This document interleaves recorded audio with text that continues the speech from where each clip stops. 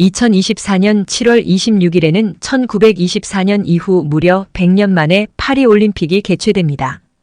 그만큼 프랑스에서는 심혈을 기울여 이번 올림픽을 준비하고 있는데요. 그 다채로운 내용을 미리 살펴보도록 하겠습니다.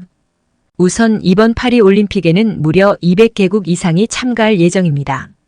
무엇보다 남녀 각 5,250명씩 총 1만 500명이 참여하는 양성 올림픽으로 치러질 예정으로 알려져 새로운 이정표를 만들고 있습니다. 실제 올림픽 현장에서는 약간의 차이가 있을 수는 있겠지만 현재 목표는 참가 인원부터 양성 평등을 지향하고 있습니다. 가장 독특한 점은 올림픽의 시작을 알리는 개막식이 기존처럼 스타디움에 입장하면서 진행되는 것이 아니라 생강에서 각국 대표단이 배를 타고 오스테르리츠 다리부터 에펠탑까지 약 6km를 이동하면서 진행될 예정이라는 건데요. 굉장히 볼만한 개막식이 되지 않을까 합니다. 또한 파리뿐 아니라 보르도, 마르세유 등 프랑스 전역에서 종목이 분산되어 열리는데 가장 멀게는 프랑스에서 약 15,700km 떨어진 프랑스령 타이티에서 서핑 대회가 열릴 예정으로 알려져 있습니다. 그리고 루이 16세와 마리 앙투아네트가 참수되었고 화합, 일치라는 뜻을 가진 파리 콩코드 광장 한복판에서는 이번 올림픽에서 처음 정식 종목으로 채택된 비보잉 대회가 개최될 예정이며 베르사유 궁전에서 승마와 근대 5종 경기, 패션의 거리 샹젤리제에서는 사이클링 경기가 개최될 예정입니다. 이처럼 기존의 고정관념을 깬 다양한 볼거리를 제공하는 파리올림픽을 기념하면서 우리가 몰랐던 혹은 잘못 알고 있었던 올림픽의 역사와 의미, 그리고 진실에 대해서 알아보겠습니다.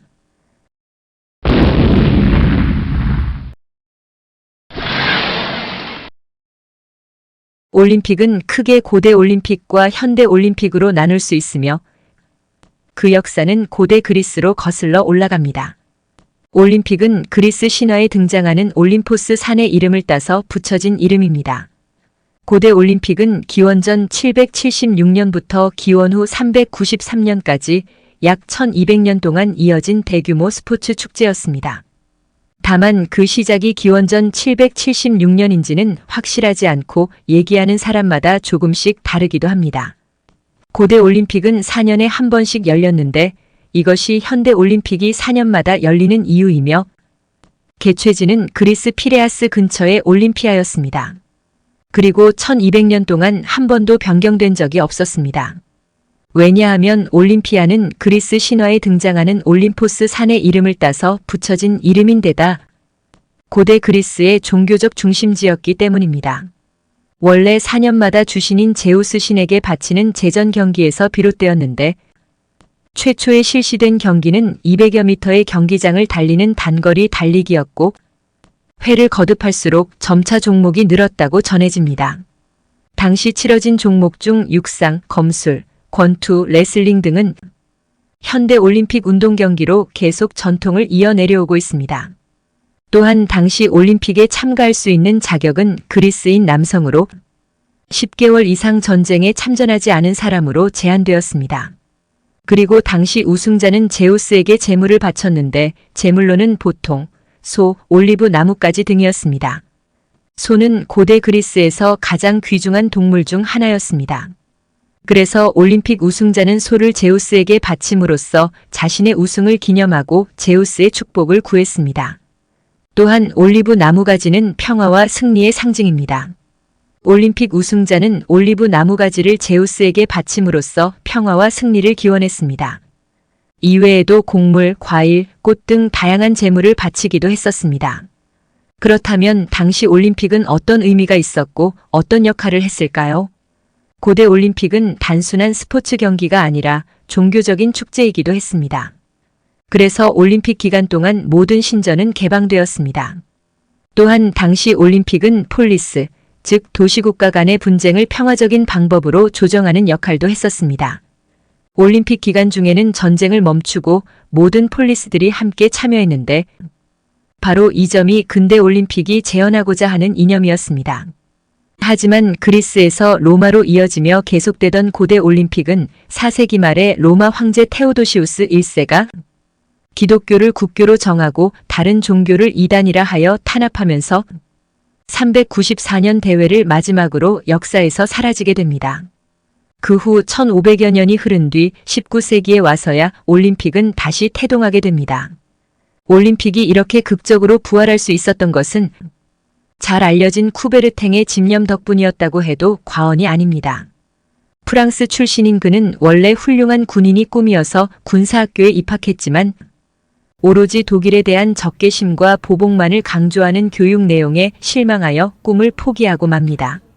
당시 프랑스는 1871년 프로이센 프랑스 전쟁에서 참패하고 굴욕적인 항복을 한 경험 때문에 복수를 지상과업으로 삼고 있었는데 이러한 프랑스와 독일 간의 골 깊은 감정은 제1차 세계대전의 원인 중 하나가 되기도 했었습니다.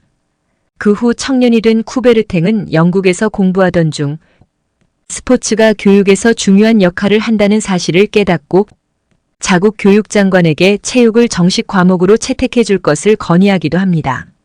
나아가 스포츠를 세계 평화의 도구로 삼고자 원대한 이상을 품었고 1887년 올림피아 유적지가 발굴된 것을 계기로 올림픽 부활 운동을 시작하게 됩니다.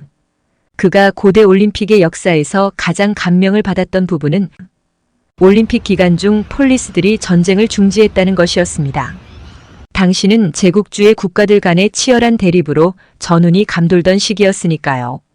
그래서 그는 올림픽의 부활은 평화를 가져다 줄 좋은 수단이라고 생각했습니다. 설령 전쟁이 발발하더라도 올림픽 기간만큼은 고대 올림픽의 정신을 이어받아 온 인류가 무기를 손에서 내려놓기를 소망했으니까요. 이러한 노력이 결실을 보아 1894년에 국제올림픽위원회 IOC가 창설되면서 올림픽이 부활하게 됩니다. 이후 쿠베르탱은 1896년부터 1925년까지 제2대 IOC 위원장을 역임하게 됩니다. 쿠베르탱은 어렵게 부활시킨 역사적인 제1회 근대 올림픽의 개최지를 그리스의 유서 깊은 도시인 아테네로 정했습니다. 아테네가 고대 올림픽의 중심지이기도 했지만 당시는 물론 현재까지도 인종적, 민족적, 이념적, 종교적으로 워낙 복잡하게 얽혀 있어 충돌이 끊이지 않던 세계의 화약고인 발칸 반도에 위치해 있기 때문이었습니다. 당시 최초 IOC 위원들은 쿠베르탱의 노고를 인정해 그의 고향인 파리에서 제1회 근대 올림픽을 개최할 것을 권유했으나 쿠베르탱은 가장 의미가 있는 장소에서 평화의 제전을 부활시켜야 평화에 대한 세계인의 공감대를 형성할 수 있다고 주장하면서 사양했습니다.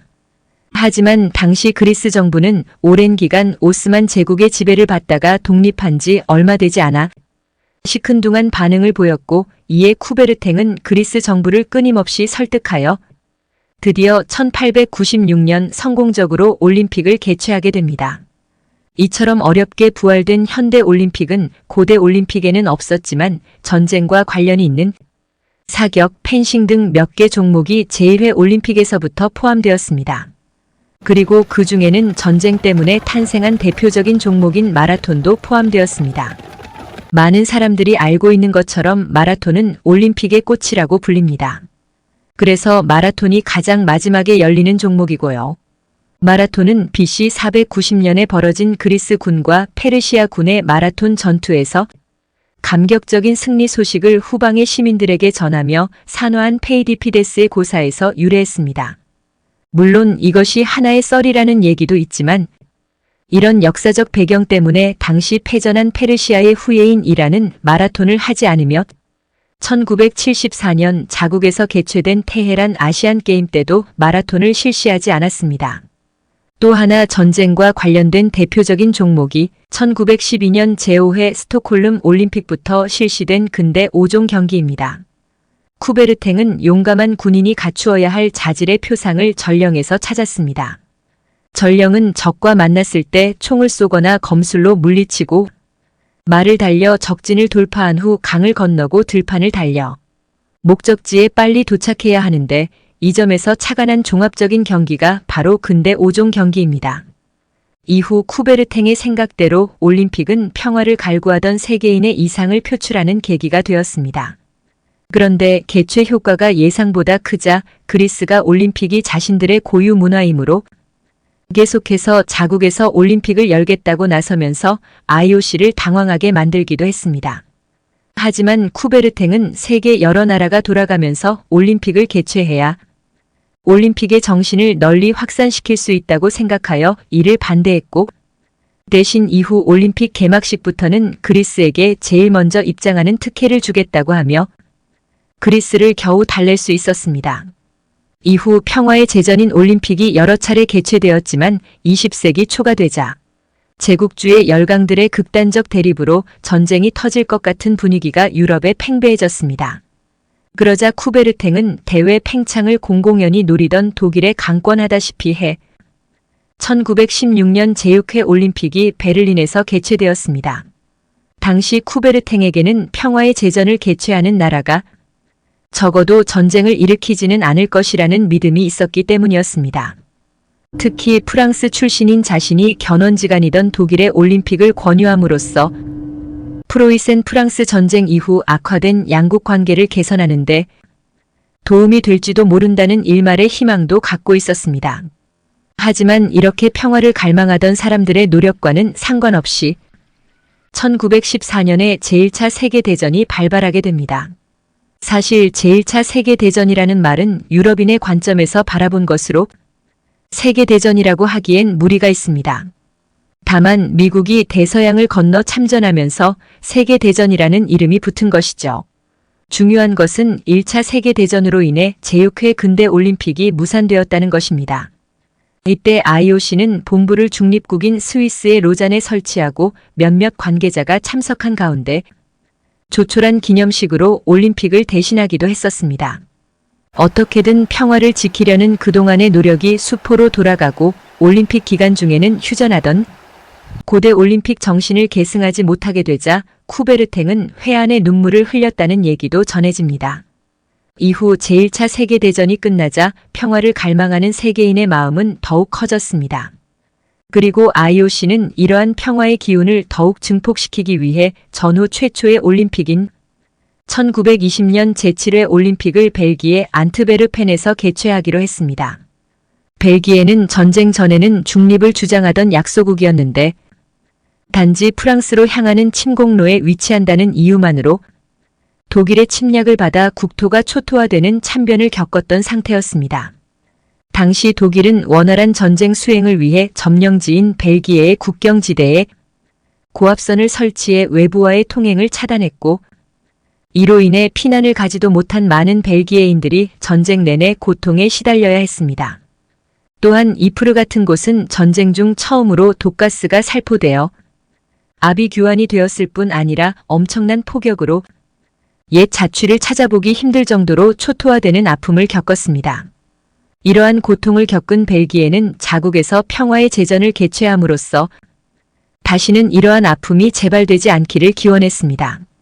하지만 평화를 갈망하는 이러한 처절한 시도에도 불구하고 악랄한 인간들이 전쟁이라는 수단을 다시 꺼내드는 데는 그리 오랜 시간이 걸리지 않았습니다. 이후 독일의 나치가 전면에 부상하면서 올림픽의 거대화가 시작됐습니다. 원래 올림픽의 형식적 개최 단위는 도시였고 지금도 그렇지만 현대에 와서는 실질적으로 국가가 뒤에서 지원해야만 하는 국가적 행사입니다. 그런데 이처럼 올림픽의 거대화가 시작된 것은 1936년 제11회 베를린 올림픽부터라고 할 수 있습니다. 처음에 독일은 올림픽을 개최하라는 IOC의 권유에 시큰둥한 반응을 보였습니다. 사실 IOC는 호전적인 나치 독일에 호의적이어서 그랬던 것이 아니라 올림픽의 근본 이념인 평화의 제전을 치르게 함으로써 전쟁을 막고자 했던 것이었습니다. 1차 세계대전 이전에 독일에게 올림픽 개최를 요청했던 것과 같은 이유였죠. 하지만 독일은 결국 11회 베를린 올림픽을 개최했고 이전의 어떤 올림픽보다 성대하게 치러졌습니다. 나치가 올림픽을 체제 선전의 도구로 적극 이용했기 때문입니다. 그래서 제11회 베를린 올림픽은 정치적인 색채가 강했고 날조된 게르만 민족 우월주의를 선전하는 도구로 전락했다는 평가를 받고 있습니다. 평화의 제전과는 거리가 멀었던 것이죠. 당시 나치는 극적 효과를 높이기 위해 올림피아에서 성화를 체화해 베를린까지 봉송하는 행사를 치렀는데 아이러니하게도 이것은 이후 올림픽부터 중요한 행사가 되었습니다. 원래 메인 스타디움의 성화대에 불을 밝히는 행사는 1928년 제9회 암스테르담 올림픽 때부터 시작되었으나 올림피아에서 체화 행사를 통해 얻은 불씨를 릴레이로 개최 도시까지 봉송하는 전통은 제11회 베를린 올림픽부터 시작된 것입니다. 그런데 올림피아에서 베를린까지 성화를 봉송하던 경로가 나중에 독일군의 침공로가 되는 아픈 역사가 되기도 했습니다. 반면 이러한 암울한 모습 가운데에서도 국적과 인종을 초월한 우정도 있었습니다. 특히 전설적인 미국의 스프린터 제시 오웬스와 멀리 뛰기에서 경쟁했던 독일의 루츠 롱이 그 주인공입니다. 멀리뛰기 결승에서 오웬스가 2번의 파울로 실격될 위기에 처하자 롱이 다가와 말했다고 합니다. 당신은 실력이 워낙 좋으니 도약 라인 훨씬 앞에서 점프를 해도 나를 이길 수 있다. 이러한 조언을 받아들인 오웬스는 멀리뛰기에서 금메달을 목에 걸었고 이후 롱은 2차 세계대전에 참전했다가 1943년 전사에 생을 마감하게 됩니다. 그리고 오웬스는 말년에 빈곤한 삶을 살고 있었는데 사업에서 성공한 롱의 아들이 찾아와서 도와줌으로써 둘 사이의 미담은 이어졌습니다. 올림픽에서 경쟁자로 만났지만 함께 경기를 하며 나눈 우정이 세대를 거쳐 이어진 것입니다. 다음 영상에서 계속됩니다. 지난 영상까지는 고대 올림픽의 의미와 현대 올림픽의 탄생에 숨겨진 비밀, 또 어떤 고난을 겪으며 현재까지 올림픽이 이어지고 있는지에 대해 살펴보았습니다. 이번 영상에서는 올림픽에 숨겨진 영웅에 대해 알아보도록 하겠습니다.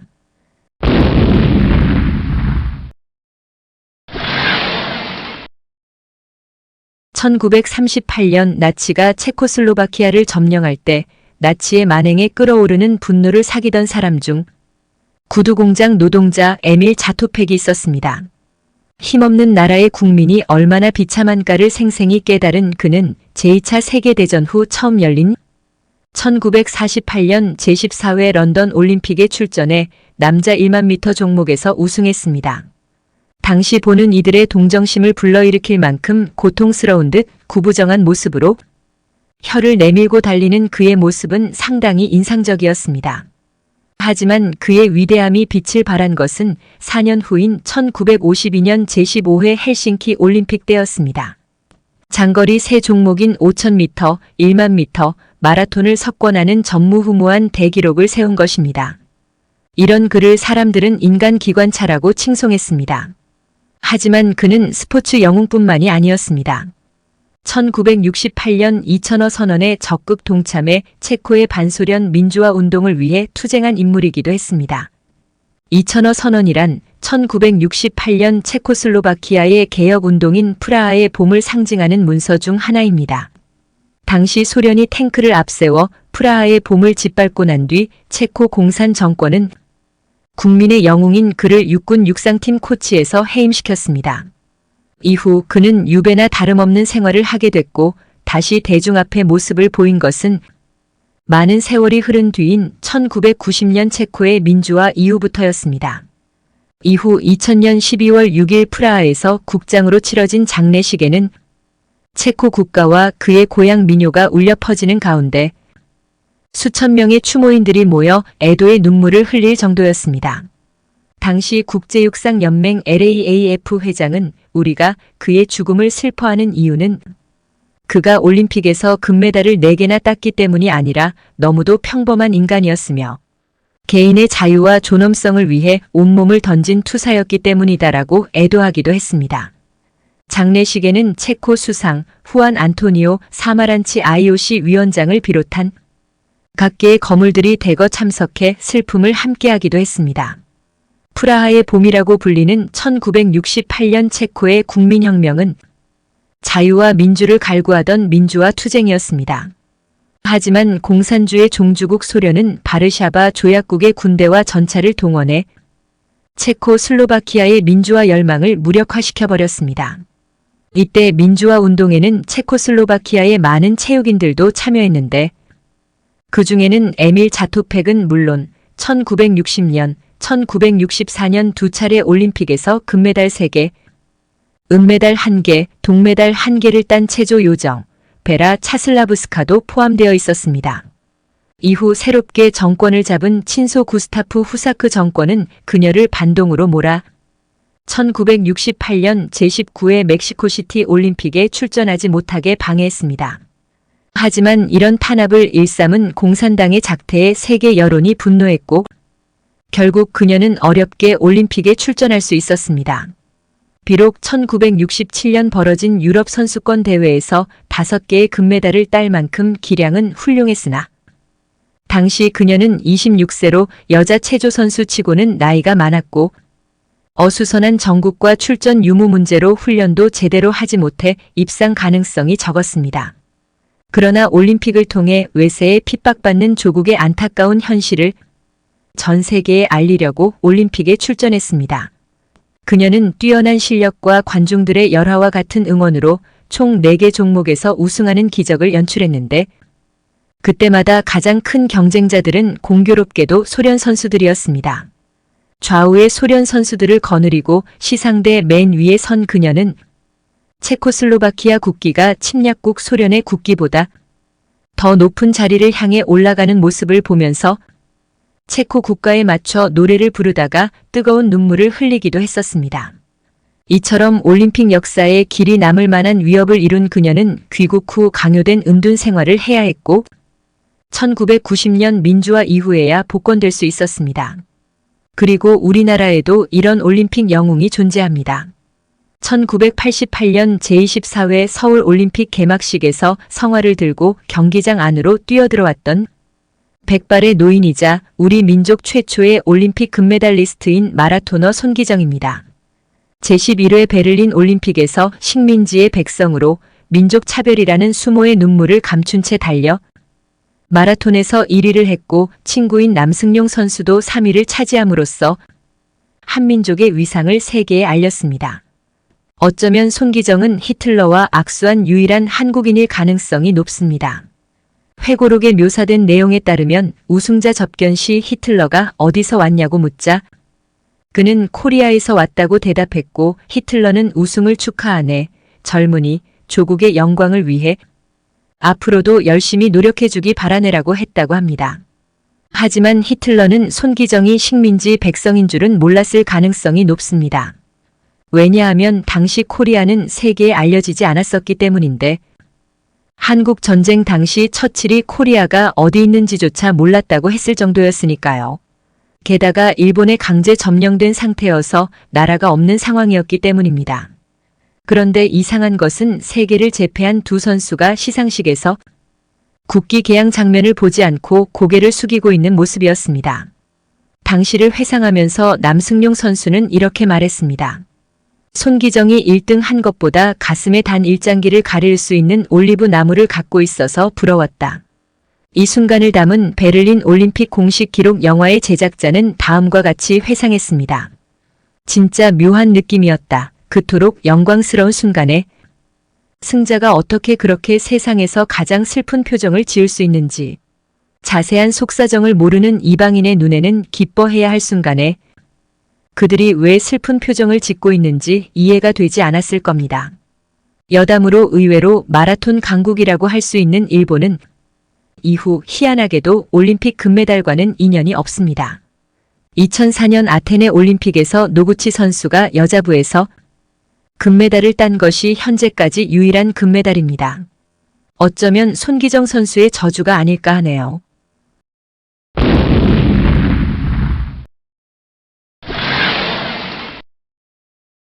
한국 사람들에게 휘바와 자일리톨로 잘 알려진 핀란드는 전혀 예상치 못한 20세기 약소국의 독립운동사의 길이 빛날 투쟁의 기록을 남긴 나라입니다. 핀란드는 오랜 기간 스웨덴과 러시아의 식민지로 있다가 1919년에서야 독립국가가 되었기 때문에 자주와 평화 그리고 반전에 대한 열망이 그 어느 나라보다도 컸습니다. 그래서 이러한 이상을 표현할 수 있는 올림픽이라는 평화의 제전을 통해 신생독립국의 의지를 전 세계에 알리고 싶어 올림픽 유치에 적극적이었고요. 이런 핀란드가 처음 유치를 시도한 올림픽은 1936년 제11회 올림픽이었으나 지난 영상에서 살펴봤듯이 쿠베르탱이 독일에게 강권하다시피 해 개최에 실패했습니다. 이후 1940년 원래 예정된 제12회 도쿄올림픽을 중일전쟁으로 일본이 개최권을 반납하자 핀란드가 이를 가져오는 데 성공했습니다. 그러나 제2차 세계대전 발발로 올림픽은 무산되었고 평화를 갈구하던 핀란드 또한 1939년 소련의 침략을 받게 되며 또다시 개최가 무산됩니다. 당시 핀란드인들은 소련에 격렬히 저항했으나 결국 굴복할 수밖에 없었고 이후 독일-소련 전쟁이 발발하자 소련에 대한 복수로 독일 편에 서서 전쟁을 벌였으나 패하여 국토의 일부를 잃고 굴욕적인 강화 조약을 맺는 아픔을 겪었습니다. 이처럼 핀란드는 외세의 침략을 받아 고초를 겪었지만 전후에 소련에 편입되거나 위성국이 된 다른 동유럽 국가들과 달리 강인한 저항 의지로 독립을 유지할 수 있었습니다. 그리고는 전쟁이 끝난 지 10년도 되지 않은 1952년에 드디어 제15회 올림픽을 헬싱키에서 개최하게 됩니다. 이때 성화를 들고 스타디움에 들어선 중년의 주자가 핀란드 육상의 전설인 파보 누름이었습니다. 육상 중장거리 부문에서 핀란드는 올림픽 역사에 중요한 위치를 차지한 국가입니다. 이미 독립 이전인 1912년 제5회 스톡홀름 올림픽 5000m에서 우승한 한네스 콜레 흐마이넨으로부터 시작한 그들의 위협은 독립 후에도 계속되어 여러 대회의 중장거리 종목을 연속 제패해 이른바 하늘을 나는 핀란드인이라는 신조어가 생길 정도였습니다.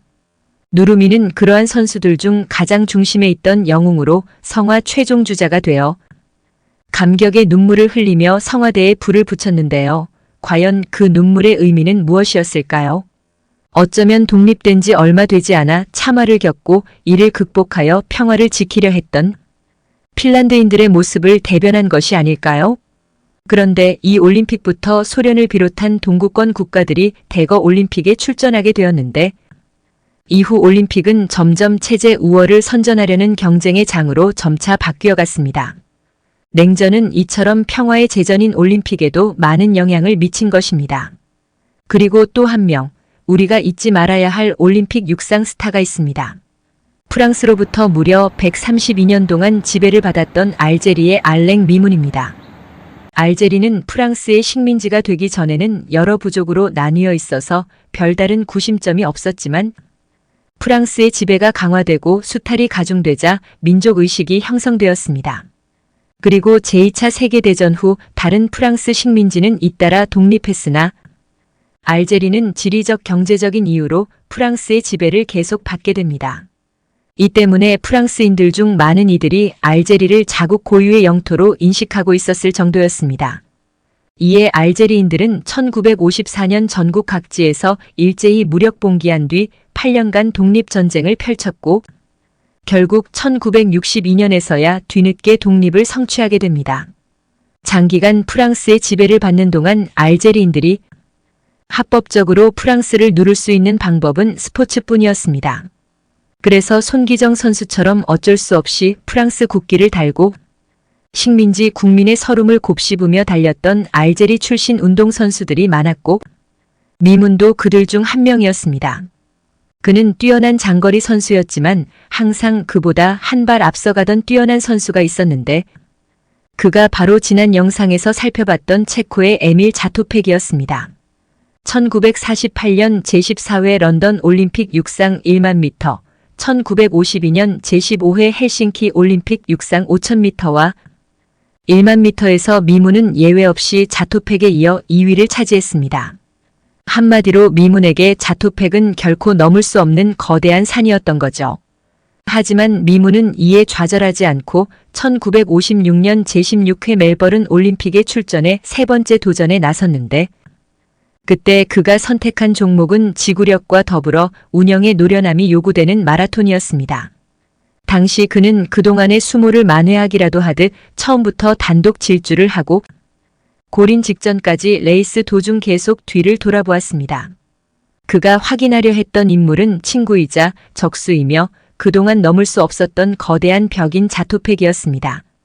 막판에 항상 역전당하곤 했던 아픈 기억을 가진 그는 결승점에 도착하는 그 순간까지도 뒤를 돌아보며 결국 꿈에 그리던 금메달을 획득했고 우승한 미문에게 다가와 뜨거운 포옹을 한 사람은 당연히 자토팩이었습니다. 경쟁자이면서 진한 우정을 나눈 친구였던 이 두 영웅의 이야기는 올림픽 역사에서 유명합니다. 미문은 우승 후 이렇게 외쳤습니다. 조국 알제리의 국민과 이 기쁨을 함께하겠다. 그는 프랑스 길을 달고 있었지만 알제리인이었던 것입니다. 마치 일장기를 달고 뛰었지만 손기정 선수가 한국인이었던 것처럼 말이죠.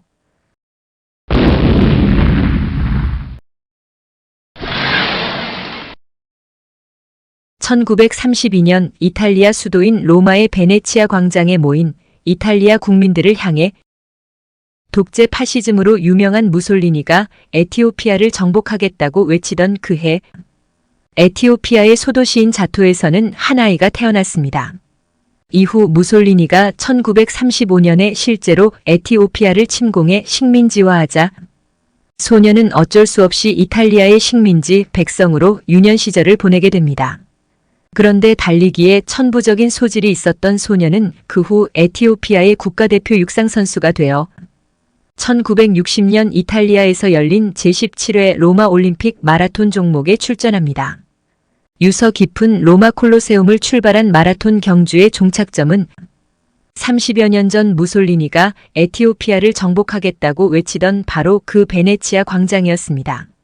바로 그곳에 그것도 맨발로 제일 먼저 도착한 선수는 옛 이탈리아 식민지 국민이자 독립국 에티오피아의 용감한 하사관인 아베베였습니다. 한마디로 아베베는 가장 극적인 모습으로 로마를 그리고 전 세계를 마라톤으로 정복한 것입니다. 이것은 조국 에티오피아는 물론 아프리카 대륙이 쟁취한 최초의 올림픽 금메달이었습니다. 당시 아프리카는 유럽 열강의 식민지에서 막 벗어나기 시작한 상태여서 아베베의 금메달은 전 아프리카를 감동의 도가니에 빠뜨리기에 충분했습니다. 특히 1964년 제18회 도쿄 올림픽 마라톤에서 2시간 12분 11초 2로 세계 신기록을 경신하면서 올림픽 마라톤 2연패를 달성했는데 맹장 수술을 받은 지 불과 5주 만에 이룬 놀라운 업적으로 알려져 있습니다. 이후 1969년 교통사고로 하반신 마비 판정을 받았지만 시련에 굴하지 않고 양궁과 탁구 등을 배워 장애인 올림픽에도 참가하는 등 세계 체육인의 영웅으로 칭송받다가 1973년 뇌종양으로 생을 마감하게 됩니다. 그때 그의 장례식에는 황제와 온 국민이 참석해 그의 죽음을 애도하기도 했습니다. 아베베의 원래 직업은 군인이었습니다. 불과 12살의 어린 나이에 황제 근위대원으로 뽑혀 일찍부터 군인의 길을 걸었습니다. 이탈리아의 침공으로 망국의 아픔을 겪었던 에티오피아 제국의 황제 하일레 셀라시의 1세는 해방 후 근대식 군대 육성에 힘을 기울였는데 그때 탄생한 부대가 바로 근위대였습니다. 이런 근위대원은 당시 에티오피아 젊은이들에게 선망의 대상이었습니다. 이후 1950년 한반도에 전쟁이 발발하고 에티오피아가 참전을 결정하면서 근위대를 중심으로 파병부대가 조직되었고 아베베도 한국 전쟁에 참전하여 파병부대장 호위병으로 근무했습니다. 이후 그는 1966년 한국에서 벌어진 마라톤 대회에 참가한 적이 있는데 당시 언론과의 인터뷰에서 이렇게 말했습니다. 한국 전쟁 당시에 너무 어려서 직접 전투에 참가하지 못했는데 선임 근위병들은 용감하게 싸웠다. 나는 에티오피아군 파병군이었다는 사실에 무한한 자긍심을 갖고 있다. 아베베는 올림픽 역사에 길이 빛날 올림픽의 영웅이자 대한민국이 가장 어려웠던 시기에 우리를 도와준 진정한 군인이었던 것입니다.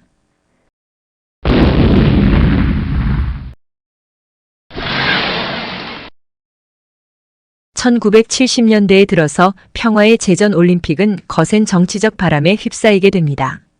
1972년 제20회 뮌헨 올림픽이 테러 사건으로 휘청거리더니 1976년 제21회 몬트리올 올림픽 때는 남아프리카 공화국의 인종차별 정책에 항의하는 아프리카 국가들이 단체로 보이콧을 했습니다. 이 중에서 뮌헨 올림픽 테러 사건 관련해서는 영상 오른쪽 상단 카드를 클릭하시거나 첫 번째 댓글의 링크를 클릭하시면 보다 자세한 내용을 담은 영상을 보실 수 있습니다. 올림픽이 정치적 바람에 휩싸였던 절정은 1979년 소련의 아프가니스탄 침공에 항의하면서 자본주의 국가들이 집단으로 보이콧한 1980년 제22회 모스크바 올림픽이라고 할 수 있습니다. 침략국에서 열리는 올림픽에 참여할 수 없다는 명분으로 미국이 주도한 이 조치에 50여 개국이 동참하면서 올림픽은 반쪽 올림픽으로 전락하고 맙니다. 올림픽이 역사상 처음으로 정치적 외풍에 휘말려 최대의 위기를 맞은 것인데요. 하지만 위기는 다음 올림픽까지 이어집니다. 이에 대한 보복으로 소련을 비롯한 동구권 10여 개국이 1984년 제23회 로스앤젤레스 올림픽에 불참한 것입니다. 올림픽이 계속 파행 운영되면서 올림픽 정신이 심각하게 훼손되고 만 것입니다. 결국 제2차 세계대전 후 계속되어 온 동서냉전 구도로 인해 올림픽은 위기에 직면하게 되었고 1980년 모스크바 올림픽과 1984년 로스앤젤레스 올림픽 때는 그 위기가 절정에 다다른 것이죠. 그리고 1988년 대한민국에서 역사적인 서울 올림픽이 개최됩니다. 냉전 시대를 대변하는 이데올로기 전쟁을 겪은 분단국이자 개발도상국이며 군사정변을 겪은 지 얼마 되지 않던 1981년 대한민국 서울이 올림픽 개최지로 선정되리라고 예상한 사람은 당시 거의 없었습니다. 하지만 경제대국 일본의 나고야와 1대1로 겨루어 2배나 많은 지지를 얻으면서 대한민국은 올림픽 유치에 성공했습니다. 이후 북한의 방해 공작으로 순간순간 위기를 맞기도 했지만 결국 대한민국은 1988년 9월 제24회 올림픽을 개최하는 데 성공했습니다. 이전에 있었던 뮌헨, 몬트리올, 모스크바, 로스앤젤레스 올림픽이 정치적인 이유로 순환을 당해 올림픽 정신이 크게 훼손된 데 반해 서울 올림픽은 전 세계인이 함께하는 올림픽이 되었습니다. 당시 냉전 구도의 최일선에 있던 대한민국은 이때부터 동구권과 교류하기 시작했는데 공교롭게도 서울 올림픽을 분기점으로 해서 동구권의 역사적인 개혁 및 개방의 물결이 휩쓸었고 세계 질서가 재편되기도 했었습니다. 또한 대한민국도 오랜 기간의 군사독재 벽을 넘어 민주화라는 거대한 진보를 만들고 새로운 시대로 진입하는 역사를 이루었습니다. 그런데 공산주의 국가들이 불참하면서 반쪽 올림픽이 되었던 1984년 제23회 LA 올림픽 이후 올림픽이 철저하게 상업화되었다는 비난이 일었습니다. 하지만 이러한 변화는 시대 상황을 반영한 어쩔 수 없었던 고육책이었다고 볼 수 있습니다. 몬트리올이 1976년 올림픽을 개최한 이후 엄청난 적자에 시달리면서 이후 올림픽을 개최하겠다고 나서는 도시가 드물어 IOC가 곤혹스러워할 정도로 환경이 바뀌었기 때문이었습니다.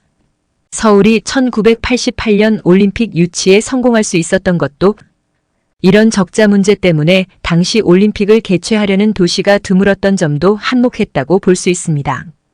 당시 경쟁 도시였던 일본의 나고야 역시도 적자를 우려해 유치에 그리 적극적이지 않았으며 일본 정부의 지원도 부족했던 것으로 알려져 있습니다. 고민 끝에 IOC가 프로 선수들의 출전을 허용하면서까지 대회에 대한 관심도를 증대시키고 이를 바탕으로 방송권, 상표권 등을 철저하게 상업화하면서 올림픽은 국가나 도시의 좋은 홍보 수단이자 비즈니스 수단이 되었습니다. 사실 올림픽에서 스폰서의 역사는 상당히 오래되었습니다. 1928년 암스테르담 올림픽에서 코카콜라가 올림픽에 출전한 미국 선수들을 응원하기 위해 코카콜라 천상자를 제공하면서 시작되었다고 알려져 있습니다. 이후 최근까지 올림픽에 약 10억 달러를 후원한 것으로 추정됩니다. 이후 1985년 국제올림픽위원회는 TOP라는 올림픽 마케팅 프로그램을 도입했습니다. TOP 프로그램은 주요 사업 분야별로 대표 기업을 선정해 기술, 제품, 서비스 및 재정 지원을 받는 것입니다. 현재 TOP 프로그램에는 대략 12개 내외의 기업이 참여하게 됩니다. 또한 올림픽 공식 스폰서 기업은 올림픽 출전 선수가 자신들의 제품을 착용하도록 계약을 체결합니다. 이 계약에는 선수가 올림픽 기간 동안 자신들의 제품을 착용해야 한다는 조항이 포함되어 있습니다. 따라서 선수가 올림픽 공식 스폰서 기업이 아닌 기업의 제품을 착용하면 이 계약을 위반한 것으로 간주될 수 있습니다. 그래서 올림픽위원회는 선수가 공식 스폰서의 제품을 착용하지 않을 경우 벌금을 부과하거나 선수의 출전 자격을 박탈할 수 있을 정도로 올림픽은 상업화되었습니다.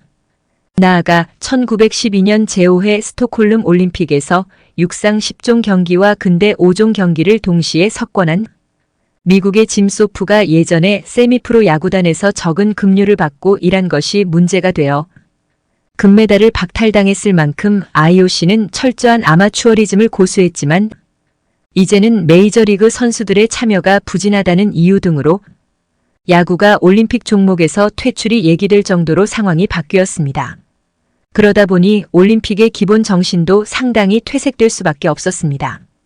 예를 들면 근대 올림픽 100주년 기념대회라 할 수 있는 1996년 올림픽의 유력한 개최지 후보는 올림픽의 발상지인 아테네였는데 전혀 예상치 못한 미국의 애틀랜타로 결정된 것은 올림픽 상업화의 절정이라 볼 수 있습니다. 당시는 경쟁 도시가 상당히 많았을 뿐 아니라 미국에서 올림픽이 개최된 지 불과 12년밖에 되지 않았었는데 다시 미국의 도시가 올림픽 개최지로 선정된 것은 올림픽에서 최대한 흑자를 실현하여 IOC와 참가국들에게 금전적 혜택이 돌아가도록 하겠다고 애틀랜타가 제안했었기 때문입니다. 반면 2008년 제29회 베이징 올림픽은 다른 관점에서 올림픽 정신이 크게 퇴색된 사례로 볼 수 있습니다. 티베트 문제는 물론 성화 봉송 중에 일어난 수많은 폭력 사태와 이를 항의하는 전 세계의 여론을 철저하게 무시하는 중국의 행태는 올림픽의 이상인 평화가 언제든 퇴색될 수도 있음을 보여주는 것이었습니다. 그것은 정치의 사상, 이념으로부터 자유로워야 할 올림픽이 항상 위험한 상황에 노출되어 있다는 의미라고도 할 수 있습니다. 이처럼 올림픽은 부활 이후 세계 평화를 위해 최선의 노력을 다해왔지만 원래 이 상대로 완벽하게 개최하고 운영하기는 생각만큼 쉽지 않았습니다. 전쟁으로 인해 올림픽이 3번 무산되었고 냉전으로 인해 반쪽 올림픽이 반복되었으면 1936년 제11회 베를린 올림픽과 2008년 제29회 베이징 올림픽처럼 정치적으로 오염된 사례들이 이를 잘 보여준다고 할 수 있습니다.